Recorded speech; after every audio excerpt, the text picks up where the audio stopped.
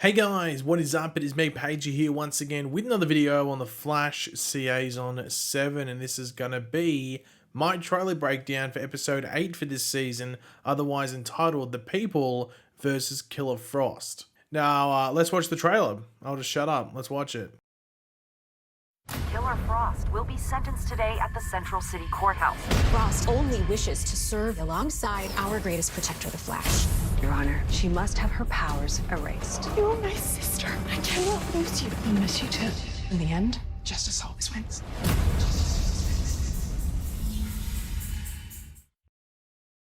But yeah, last episode was sort of like the part 1 to this episode. I'd feel that episode 7 and now this episode, that being episode 8, would serve as like a 1 and 2 parter. They play off each other, one leads to the other and one feeds off the other, if that makes sense.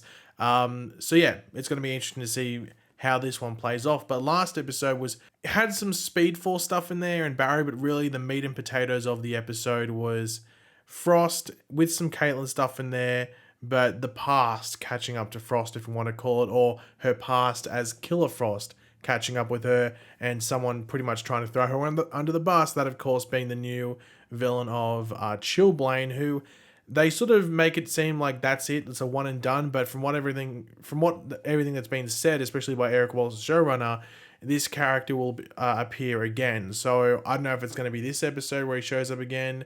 Maybe they use him as like a proof of something. I don't know if they could really.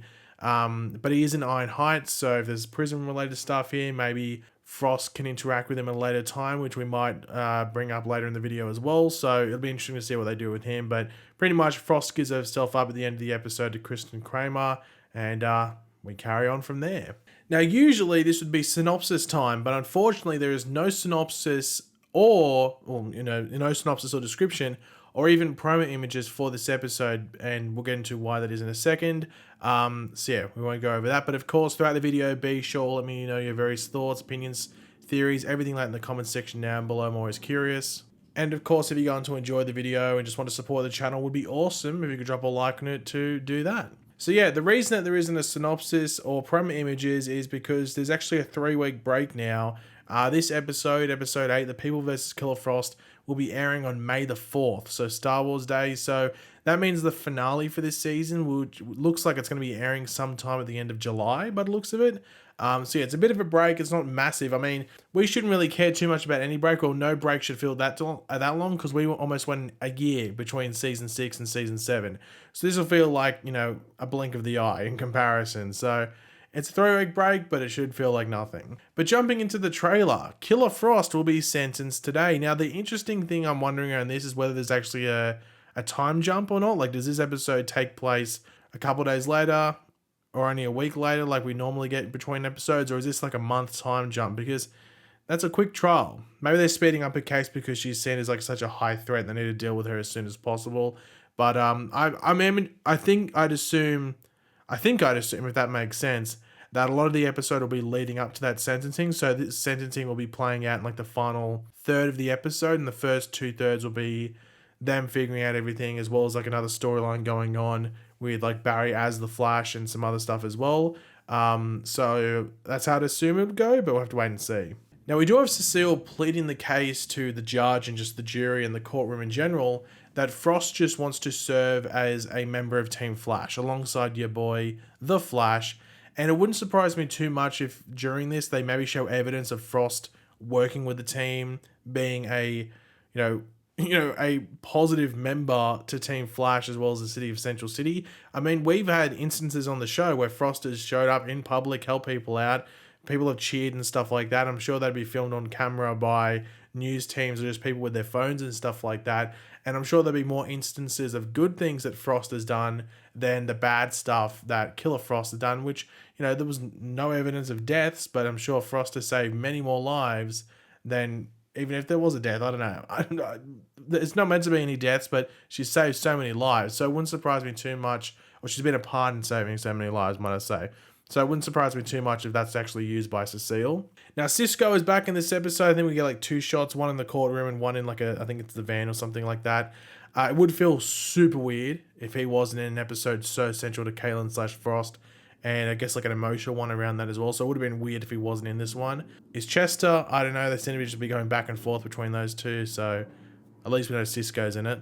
Now, one thing that I'm guessing will be fairly high in this episode will be some Caitlin and Frost drama. Now, this isn't intentional, I guess, by them just to be dramatic, but it wouldn't surprise me too much if like Frost's like viewpoint in this episode was that she is willing to sacrifice herself to justice in order for Caitlin to move on and not have any affiliation with all of this. Like maybe Frost feels that she deserves to live out the rest of her life in Iron Heights and, you know, feel the wrath of justice, if you want to call it. Maybe that's how she feels. I mean, that was the inkling that was given at the end of last episode, so maybe they play it off in this episode as well.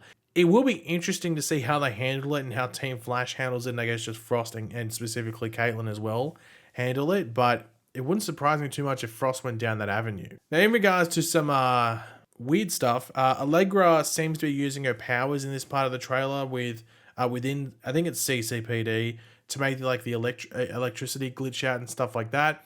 And even Cisco appears to be in the Star Labs van as well, as I mentioned earlier, with the same glitching looking to be happening there as well.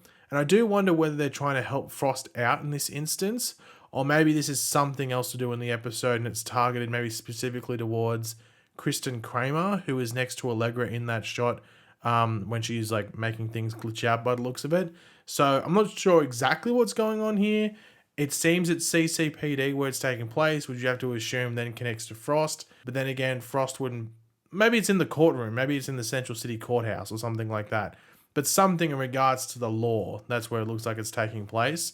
But I don't know if breaking Frost out helps anything. They could have just ran away with her at the end of the last episode. I don't think making her a fugitive again really solves any issues.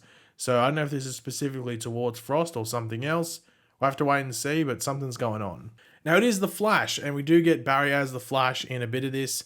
It's at a scene of like some sort of incident. There's ambulances and stuff around. I do wonder whether this is Force related, because this is episode 8, and this storyline I think is meant to end on episode 11 or 12 for this season. So there's only a few episodes left with this Force related storyline. So maybe it wouldn't surprise me too much if they folded that in as well. Whether it's major or not is for us to wait and find out. Maybe they just plant a seed in this episode with like 5 minutes of screen time, if not less, with something Force related. And then the next episode, or the one after that, is like full on. Or the next few episodes after this one just go full in on it, you know, finishing off that storyline and letting it all play out. But maybe in this scene, there's someone that's affected by Psyche, because Psyche was believed to have like been killed, but we know that that's not going to happen. We know he's coming back.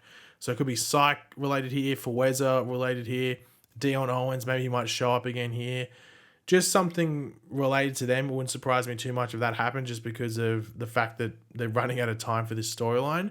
But then again, it could be something else completely random. I don't know why they would do something completely random.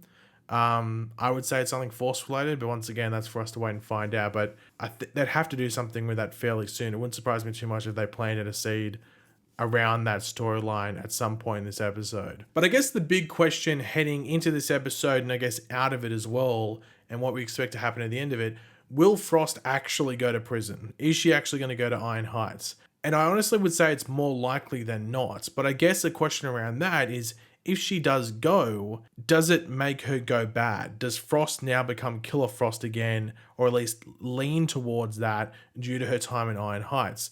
Because Allegra, that's sort of like what she was alluding to in the last episode. Like, it doesn't make you better. Like, you're not going to go in there. You're not going to get, you know, what do you want to call it? Like, you learn your lesson, everything like that. It's just going to make you worse. Like, Allegra's learned that firsthand and everything like that from her experiences in there with different people. So will that happen with Frost? I know I was saying before that Chillblaine is now there. So maybe Frost gets in cahoots with Chillblaine and stuff goes on there, and then they become the dynamic ice criminal duo. I don't know, something along those lines. Maybe they go down that route. I don't know if it's what everyone would want. I don't know, you have to let me know if you would necessarily want Frost to go Killer Frost again, or if that's just drama for drama's sake. But it's a potential if she actually goes to Iron Heights for, legitimately. So I have to wait and see what happens there. I would say she's more likely probably going to go, just based off what we're seeing heading into this episode.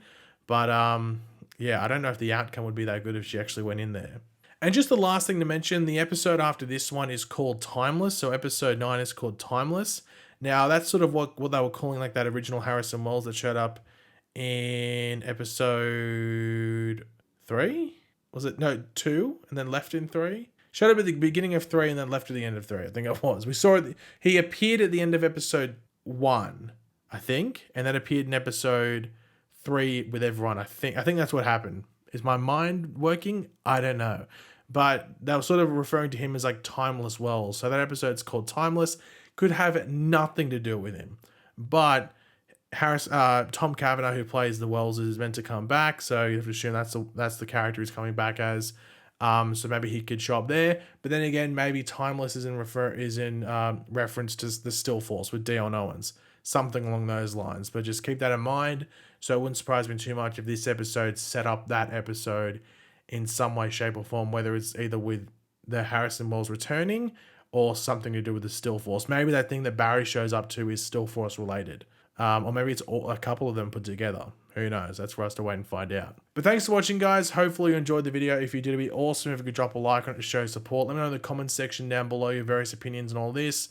I'm always curious. And of course, if you are new to the channel, make sure to subscribe. And I will catch you guys later. Goodbye.